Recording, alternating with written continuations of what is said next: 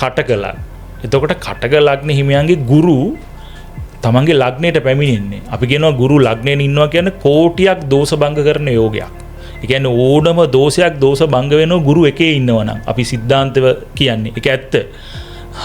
එතකොට මේ කටක ලග්න හිමියන්ට අදාළව ගත්තොත් මම විශේෂයෙන් කියන එකක් තමයි කටක ලග්න හිමි කියන්නේ ලග්නාධිපති චන්ද්‍රයනේ සඳුනේ. අනිවාර්යයෙන්ම හිත ශක්තිමත් වෙන්න ඕන. මොන දේ වුණත් තමන්ගේ ගමන තුල මේ හැමදේම වෙන්නේ හොඳට කියලා අර සුභවාදී සිතුලි රටාවත් එක්ක තමන්ගේ ශක්තිය තුලින් මතුවෙන්න ඕන.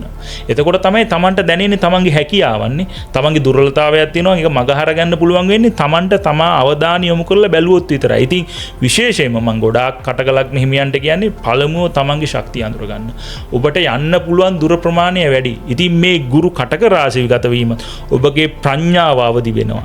ඒ ප්‍රඥාව අවදි වෙනකොට ඔබ තේරුම් ගන්න ඕන කම්මැලි නොවි සමහරලාට කටලංග වෙන සුව පහසු ජීවිතේ හැමතිස්සෙම බලාපොරොත්තු වෙනවා.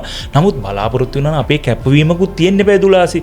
අන්න ඒ කම්මැලිකමක් හෝ වැඩ ප්‍රමාද කරන ගතියක් ආවොත් ඒක ඔබට අර ඔබගේ සුබ දේවල් වලට ඒක අසුබ වෙන්න පුළුවන්. ඉතින් අපි උනන්දුව උත්සාහය මානසික ඒකාග්‍රතාවය තුලින් ඔබට හොඳ කාලයක් උදා කරන කාලයක් විශේෂයෙන්ම කටක ලග්න හිමියන් ගුරු පළවෙන්නට ආපු නිසා.